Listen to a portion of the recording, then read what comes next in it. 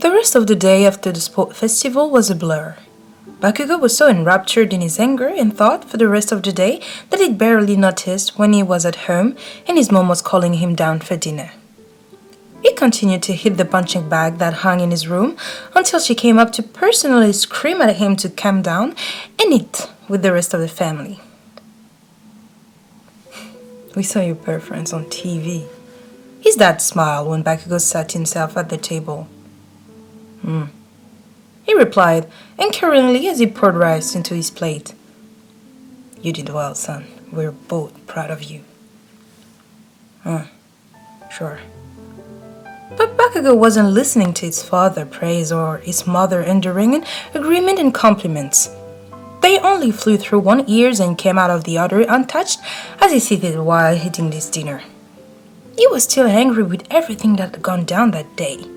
First, Deku, of all the fucking people in his class, came in first in the stupid obstacle course. Then, his team came in second in the cavalry battle. And then, to top the whole fucking thing off, Todoroki underestimated him by not using his fire and giving Bakugo the indisputable win he deserved. Nothing had gone the way it wanted it to after he worked constantly for the past several days, wanting to make sure that he would come over the top of the first years. And now, his mother was chewing his ear off about something he couldn't be bothered to listen to. He drowned another spoon of rice in curry, not even feeling the taste on his tongue, as he sat engrossed in his own mind. Now, it was 11 p.m., and Bakugo sat wide awake in his bed, staring at the ceiling and watching the fan above him's movement in the dark through his blurry vision. His mind was too blurry to let himself fall to sleep, but he was too tired to do anything. Great! Now he couldn't even sleep normally. A part of him wanted to get up and punch his bag again to let off the steam that he'd been building up for the last couple of hours, but his muscles were aching from their exertion earlier in the day. He let out a huff of air in annoyance. He wanted to watch the sport festival over and over again until he figured out exactly the mistake he made, which caused the outcome of the whole stupid thing. But he was tired, both mind and body. So, he settled for something else, watching the older classes sport festivals that occurred at the same time the first years, so they wouldn't have been able to watch them until after. It was a compromise in his eyes.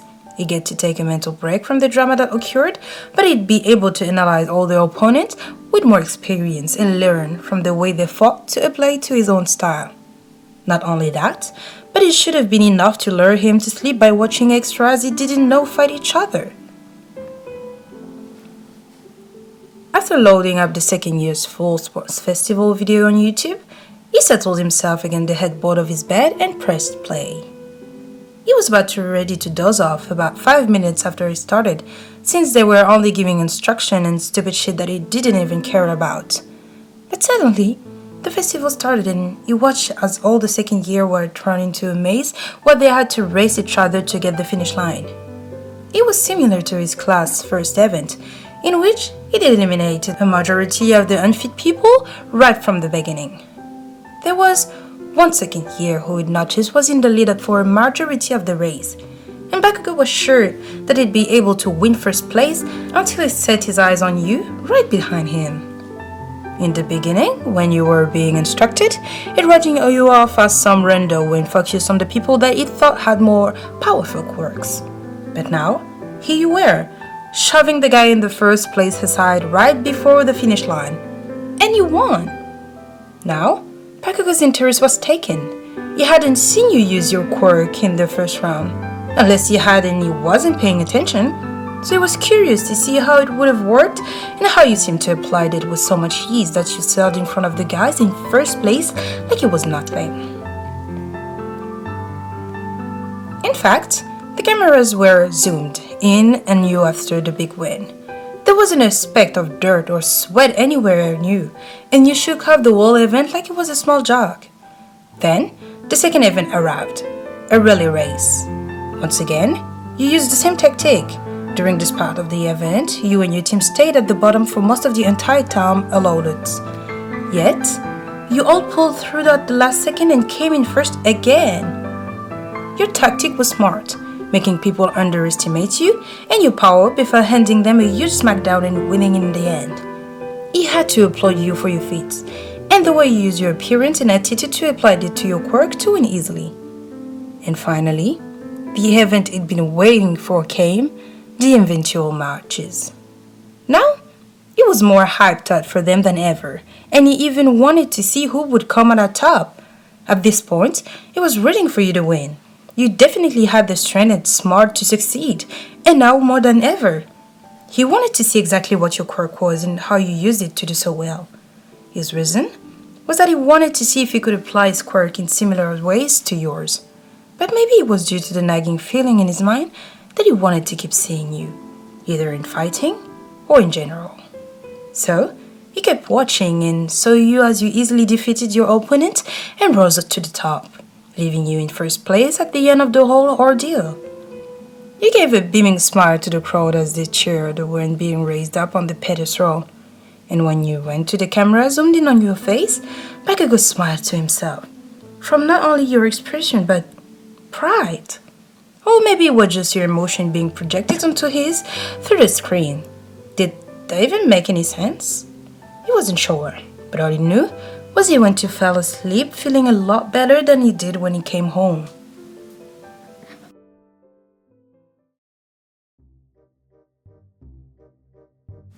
Seeing you walking in the same hallway as him for the first time felt surreal. He'd almost forgotten that you were a normal person who went to his school until he saw you walking along with talking and joking with your friends. It got to a point where he was unconsciously following you, and only when your friend went ahead without you to the cafeteria while you walked to the nearby water fountain did he realize that the two of you were standing together in a silent and empty hallway. He was almost about to back away and head back to the cafeteria in shame and disgust for his action, but it was interrupted by a single thought floating around his head. He wanted to see you up close. Did you look just as you did on TV, or were there some part of you that even the camera couldn't pick up? He sucked in a shaky breath before walking to the side of the water fountain, where he pretended that he was standing to the side so he could grab some after you were done. But while he was tapping his foot with a scroll feigned on his face, he was watching you, closely and silently, to observe you as you were in real life, or because he, for some reason, found you pleasant to look at. Once again, he wasn't sure. As soon as you were done and looked up to see him standing there, he subconsciously looked at you in all your features, taking note of the way your hair was styled and how it was different from the festival, how your eyes looked in person, and how much better they looked, how even though you looked shorter on camera, you were actually about 2 inches taller than he was. Now that you were standing right next to him, he couldn't help but feel intimidated. It was something he hadn't felt in himself for a long last time, except when caused by his mother, but that's another issue. And he absolutely hated the feeling. But was he really furious if his chest felt like it was fluttering and his eyes widened by the sight of you? Was it really fear if it seemed like for just that second, with the two of you staring at each other, he felt like the rest of the world melted away? Was it really fear if he couldn't peel his eyes away from your face despite you not knowing that he was staring at you? I know you, you said while tilting your head. You look super familiar for some reason. His thoughts were immediately stopped in his track, and he continued to stare at you, wide-eyed for a second before his brain finally went back online. Had you watched the first year's festival? Had you watched the first year's sport festival? Did you see him? Is that where you recognize him from? You suddenly clapped your hands together as you saw the gear turn in your head. I know! You're Kirishima Angry Friends, right? Bakugo's eyes narrowed at your description, and he felt that his face twisted in a scroll. Kirishima's angry friend? Really? He was going to kill that moron the next time he got his hands on him. You quickly noticed the change in his body language, from the hunch in his back as he slumped to the way his finger began to curl into his palm, and you were easily dejected that he was about to explode. Pun intended. Whoa! Easy there! you said, waving your hand in front of his face to calm him down, as if that was actually helping anything. I'm sorry, I know that sounded super bad. I just know you because I saw Kirishima at the sport festival and you seemed like you were a friend because you were always hanging out on the sideline and you guys teamed up for the cavalry battle. Oh, hey, by the way, congrats on winning the first place. Bakugo's anger was immediately replaced with annoyance. You talked exactly like Deku when he went off into his own stupid world and rambled about stupid things. But for some reason, it didn't really burden him that much. So you were a bubbly person. It wasn't that bad. Of course, you hadn't really portrayed yourself as one in the sports festival, but then again, you'd never really noticed you before. Whatever. He grumbled out in response. I came here because I wanted to see if you could spar something. Why? He asked, giving him a puzzled look. Because you won number one, you idiots. I have to be at least as good as you to do better next year. But you won this year. Not the way I wanted to. He sighed, rolling his eyes before continuing.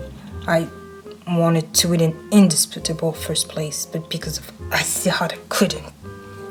Icy Hot? You looked at him more confused. Are you talking about that Todoroki kid? Whatever. He shut it out. He wasn't annoyed at you. Not really. He just, for some reason, really wanted you to say yes to sparring with him. Do you want to spar or not? Sure. You shrug your shoulders. I'm not busy today, so if after school's fine, it's fine. Cool. See you later. You waved before walking off to the cafeteria.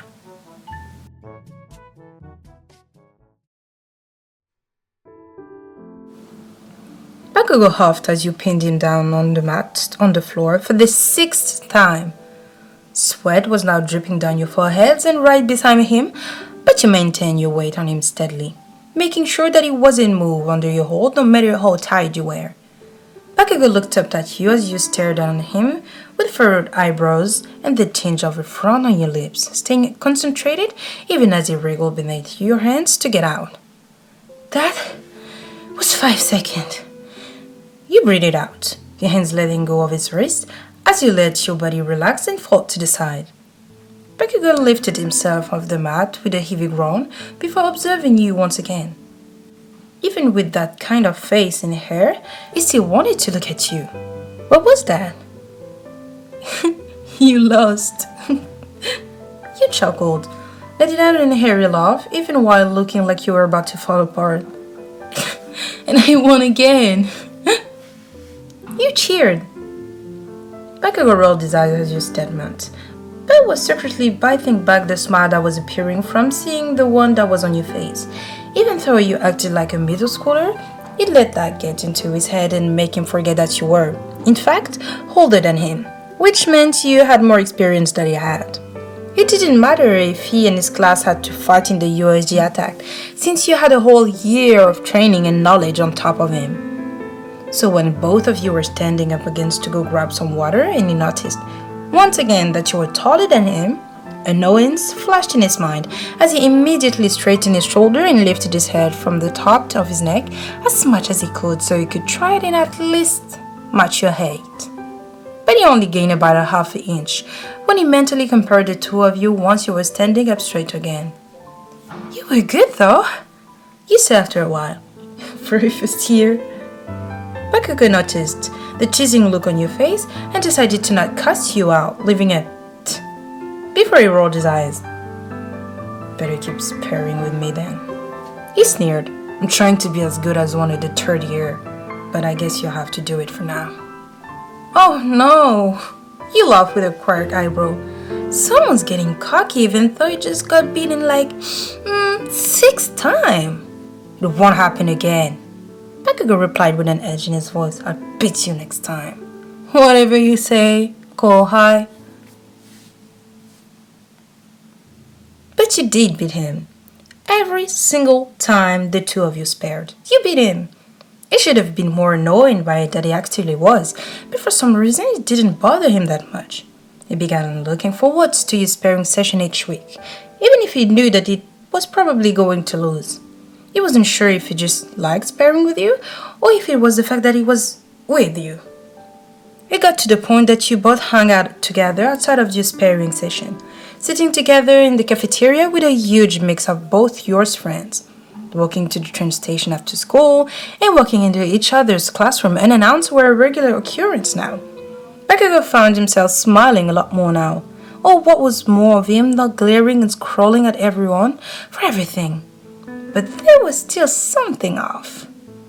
The fluttering in his stomach never went away when he was around you. And he would catch himself feeling like he was about to drop down on a roller coaster every time he saw you form across the alleyway and you would wave at him. He began to realize that he thought about you often. And as more time went on, he wanted more of your attention than he already had. He wanted to be in the same class as you, so he could hang out with you the entire day, not just during breaks or lunch. He wanted to do the same hero drill as you did. He wanted to walk home with you every day. He wanted to do homework with you after school. The feeling that was sitting on him were beginning to overpower him, compared to the light leaps in his heart and stomach made when he first laid eyes on you crossing the finish line. The feeling began burning and winning on his chest, and he could no longer try and contain himself. He needed to tell you what this feeling were. Did he really understand them?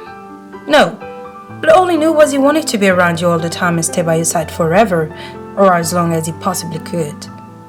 But that was another problem. That meant that you'd caught the eyes of other guys, who all saw you the same way that he did. The perfect girl. You were extremely intelligent, getting top grades in all of your classes.